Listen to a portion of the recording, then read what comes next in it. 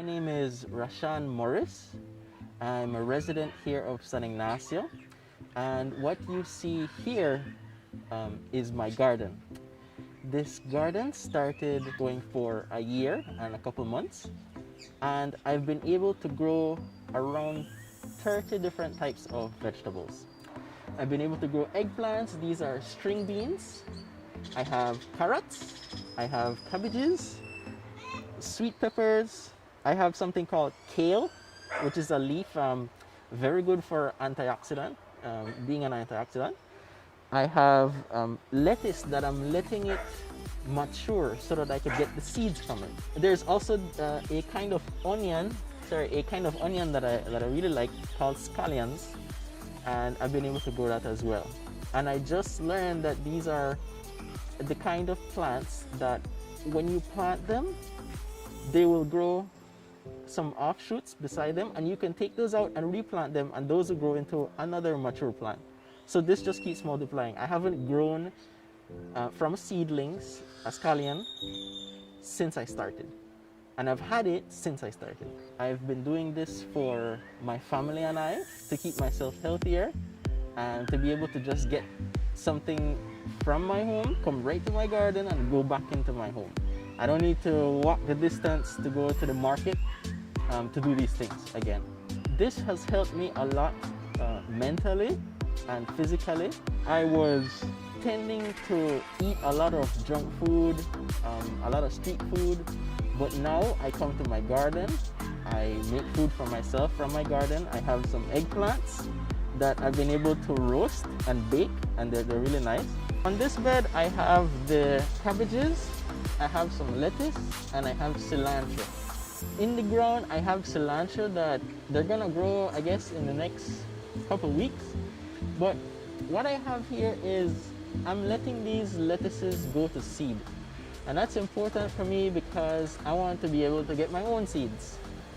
These cabbages are placed all the way at the back of this bed because all the tall plants should go to the north side of the garden. The reason for this is because the sun rises from the east, goes to the west. And so in the whole day period, you have the north side being the one with the least shade. Each of these cabbages, they look like they're growing at different rates, different sizes, but they were all planted the same time. And what I've come to learn is that each one of them is taking nutrients from the bed, but there will always be just that one plant that is taking a lot of it. And this is that plant. After this matures, these two will grow behind that. And so this helps me in terms of something called succession planting, meaning that every time I plant, I should always have, or I will always have a vegetable or a crop for that week that is supposed to be ready. So this will be the first one that's ready, then I suppose this one, and then this one. So this could be ready for 1 week, this could be ready for the next week, and this could be ready for the following week. Here I have habanero pepper. They've really grown fast, to be honest, and I didn't expect that because from what I know, peppers are supposed to take a little while to grow. Use this like a sacrificial crop because it's going to help attract the pests that I don't want everywhere else. These are the scallions, and from here you could see that I had only planted one. This is smaller than this one, so what I'll do is I can take this out and see that it has roots, and I can just plant it again. I haven't been planting these from seedlings because this is what I've been doing. This plant just keeps on reproducing, and because the soil is wet from last night's rain, I won't water it. So this is the process for growing more scallions. This part of the garden where I have flowers, and I planted flowers because they will attract the bees and the butterflies that will help pollinate the vegetables. And here in the back of where the section between the carrots and these flowers meet, I have a plant called asparagus. The tip is starting to look like the plant itself, right? So this is growing. And I've planted 2 of these to experiment as well, to find out if my soil conditions are right and to see if this is actually going to thrive with the conditions of where I'm putting it. So this section at the back doesn't get a lot of water, but it retains water because it's shaded. The water won't evaporate out of the soil as fast. So this is a culantro plant, as you can see from the leaves. And what it does here, it's growing its seeds. And what will happen is that these have to turn brown, really dry, and it just comes off like flakes. The breeze helps me in this garden because the seeds that fly off blow over this side, and now I have culantro plants over this side without me even planting it. Unfortunately though, they're in between my onions.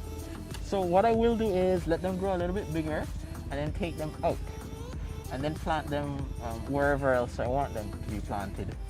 This plant seems to be growing a lot taller, and what I've been able to do is use the help of some boards, screw and string to allow this plant to trellis upwards. The taller they grow, the more I have to come and keep on trellising. So this is a nice way for me to not let the leaves be flapping on the floor, to be getting the pests from the floor. They're all growing upwards with the help of some string and some screws and board. With the help of this shade cloth, so there's not a lot of heat expenditure on the soil, on the leaves, on the branches, or anywhere else. It not also helps the plant, but it helps me because I'm more motivated to come out in the middle of the day for my lunch break and come check on these plants when I do have time because of the shade. So this is my experiment in finding out what is the best way to grow the eggplant and nearby a sweet pepper. There is something called companion planting, meaning that some plants like each other and they do good near each other. Sweet pepper and eggplant is one of those combinations. So down here is about a foot of spacing along with this side as well. Well, they're about a foot. This plant, as you can see, it's just bushy, and this is because I'm leaving it to grow. These plants are indeterminate, so if I leave it to grow, they're going to grow to wherever they want to. And right now, because I'm trellising it upwards, they're gonna keep on growing upwards and maybe even flap over the top. But I'm not sure how that's going to work out because I won't be able to reach the top. So eventually what might happen is that it's gonna grow, but the breeze might break the stem, and there is where it would stop. So it wouldn't stop if that didn't happen. At the back, I have more marigolds because these are repellents, and they're gonna attract and repel. They're gonna attract the good ones, but repel the bad insects and stuff that I want. You could see a butterfly right here. That's to attest that it is something that attracts the butterflies. I've been able to develop soil from places here in San Ignacio. Maintaining the soil is also another problem when it comes to the beds, because as the plants are growing, the soil is depleting, so you have to replace that with new soil. This new soil is an amendment of topsoil that I've gotten from elsewhere, and with the compost that I'm making by all the food scraps, all the fruits, all the leaves that I haven't used, all of that stuff is amended and is what I think makes it nutritious for the plant. So I will use that to top up the soil after it's been depleted. As of lately, the weather has been rainy, so I haven't been worried about the soil getting dry. It's soaked, it has a lot of water in it, so I don't have to worry about that. And those are the times where I really appreciate the help I get from nature. So I've been starting this new micronutrient fertilizer called 1919. It's NPK, standing for nitrogen, phosphorus, and potassium. The micronutrients help the plants get the nutrients that manure doesn't give it, and that some of the water from the pipes take away from it, because there are tiny crystals in the water that will tend to deplete the nutrients that the plants are getting. So I restore it with this. To add this formula so that you could use it for your plants, what I would do is I would fill this up. This is called a Bayer cup. I would fill this cup to its maximum 2 times for each 5-gallon bucket that I have. These plants love it. And what I've been able to experiment with is giving the plants a treatment every 2 days. So today is Monday. If I give it today, another dosage would be Wednesday. After Wednesday, it's Friday. After Friday, it's Sunday, and I just repeat. So every 2 days. Now you can skip 3 days, but it's just to your liking. For pest control, these are the flakes that I use. This one makes it a little bit easier because it does have instructions about how to use it. And the instruction says that it's supposed to be 4 to 5 tablespoons with 1 gallon of water. This will help to mitigate some of those pests that are coming into the garden and coming onto the leaves and leaving worms or all the other pests that you get from the air and from the soil for the plants. I've been able to experiment with different crops. What I have been able to grow is a lot of tomatoes. For every garden system that you have, you want to have the proper water system. My system is made up of PVC, and before this I was using a drip hose, they call it. The sun would tend to leave or at least burn the pipes, I think, and it would leave holes in the pipes.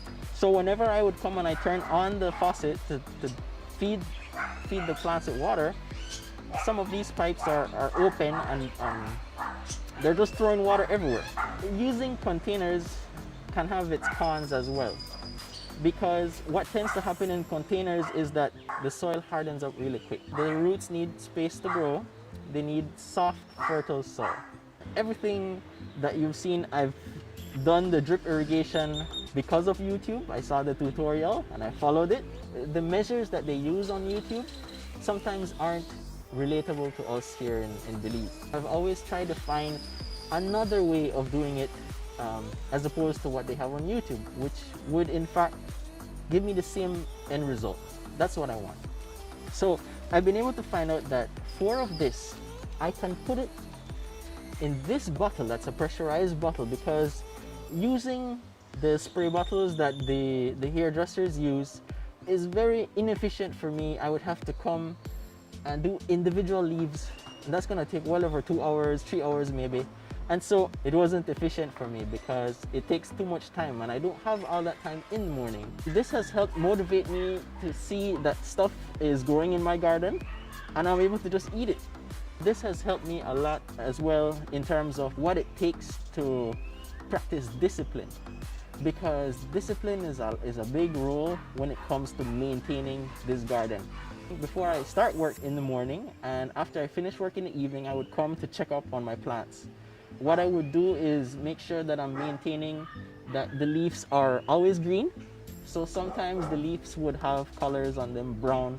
It just depends on what state the plant is in. Everything is growing to the best of its ability. I haven't abandoned the plants, right? It's growing because I'm maintaining it. It's growing because I'm feeding it, I'm providing nutrients to it, all these things. Whenever I come outside here and I walk around and I see things growing, I feel rejuvenated, like it's my morning starting off right. I feel inspired, a feeling of accomplishment that I've been able to pass through all the times that I was worrying and being kind of lazy about it. I pass through all that just to see that everything's going just the way that I want it.